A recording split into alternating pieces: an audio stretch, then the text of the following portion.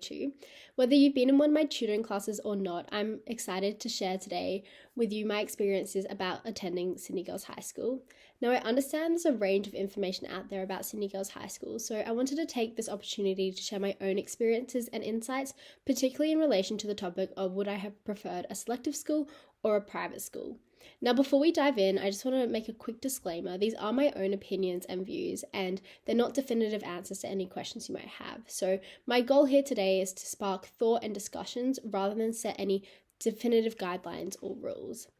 But let's jump into the topic. Would I have preferred a private school or a selective school? Now, I've thought about this a lot since leaving high school, and I think overall I would prefer a selective school, and I think that's a reflection of my personality and who I am. Whereas like my sister goes to a private school and I think that school suits her a lot better. So I'm going to run through a list of pros and cons and kind of talk through why I prefer a selective school, but also like the downsides of a selective school. Now we'll start off with the pros and I'll go one pro then one con, trade one for each. So a big pro of a selective school, especially Sydney Girls, which is quite a high up their selective school, is the academic standard. Of course, you have to do the selective test to get into one of these schools, so the bar's already pretty high in terms of academic standard. And what this means is that students are generally quite focused in class and they're already quite smart.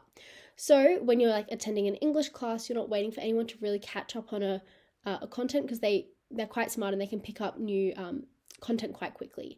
Whereas say you were in a private school and the classes weren't streamed, you might have to wait a little bit longer if someone's less smart and they take a while to catch up and learn the content. So in my case, I think that was a big pro because it meant that I could learn content quicker and go into homework quicker and I just had more time. It was more efficient. Now, one of the cons of going to a selective school is that there may not be so many sports. Now, in the case of Sydney Girls, that wasn't quite the case because we're quite an all-rounded school. Like, we have lots of different co-curriculars and sports to do. But I've heard at other schools that there aren't that many sports offers, and if they are offered, they're not that good quality. And keep in mind that at Sydney Girls, like they were good quality, but the private schools had more funding, so they were often better. So say you're really into sports, you're really into football, and you want to be really competitive, it might be better to consider playing club or going, if you want to play at school, going to a private school to be able to play that to a really high level. All the private schools also had more competitions, which might be something to keep in mind. Now, let's move on to another pro of attending a selective school. It's free. In my opinion, education should be free, like it's a universal right. When you're thinking about how much you're paying for private school, it's a big opportunity cost. Some of them cost up to $40,000 a year, and that's a big blow to the budget. So I thought it was great being surrounded by people who wanted to attend a public education. And also this meant that we're a wider variety of economic backgrounds, which I think is really important to surround yourself with because you get a good representation of what it's like to be Australian and not just be from one little bubble of Sydney where everyone's really rich. So I think that was a great thing about selective schools. A con of selective schools though is that you do have less funding, I guess, because students aren't paying fees. It means these fees aren't going to like maintenance of buildings or building new buildings, etc. At Sydney Girls, I was quite lucky in that we did get a lot of government funding and we got new buildings built, etc. But there were still things to do with maintenance that weren't great and weren't fixed in time because we did lack funding. Moving on to another pro of selective schools.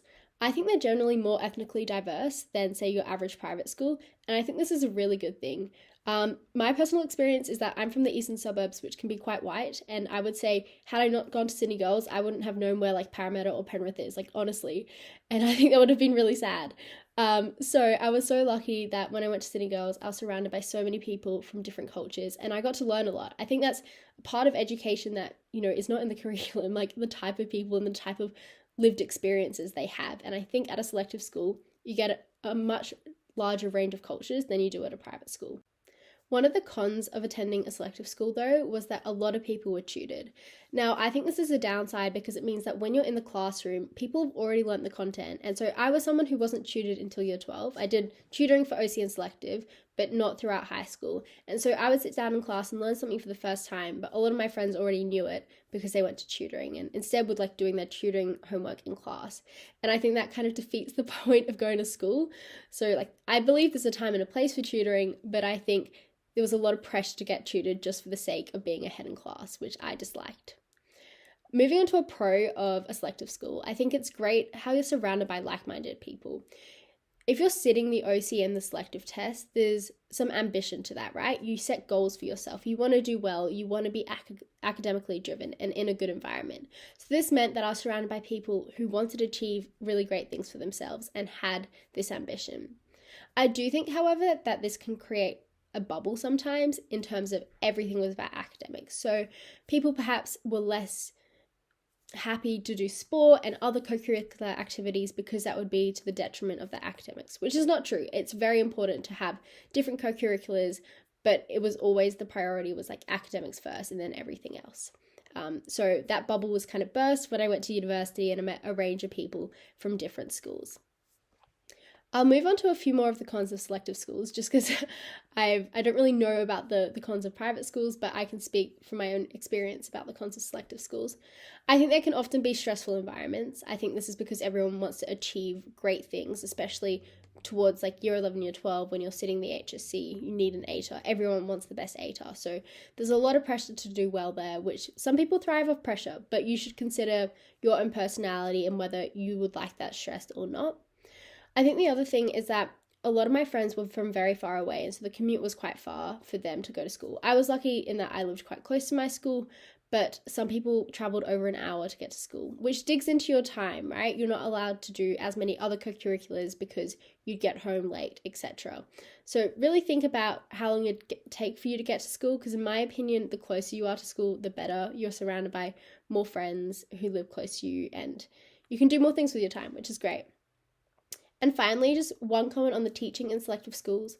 If teachers are subpar, and you can complain, but there's not really going to be any action that's going to be taken because it is a public school thing, whereas at a private school, because you are paying fees, they probably take that more seriously and the teacher is more likely to be replaced.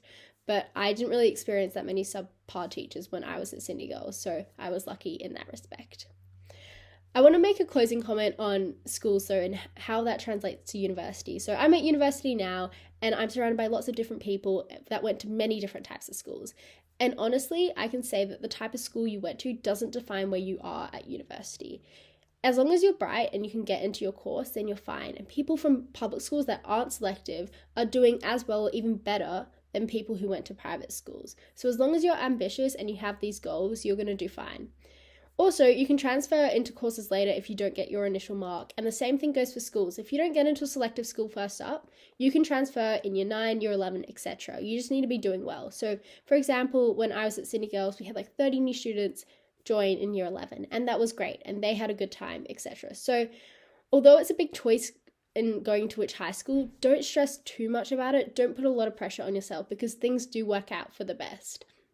You just need to consider your options, think about your personality, and try and do as well as you can in the selective test, if that's what you want to do. Anyway, best of luck with your choices. I'm sure everything will go well. And thanks for listening.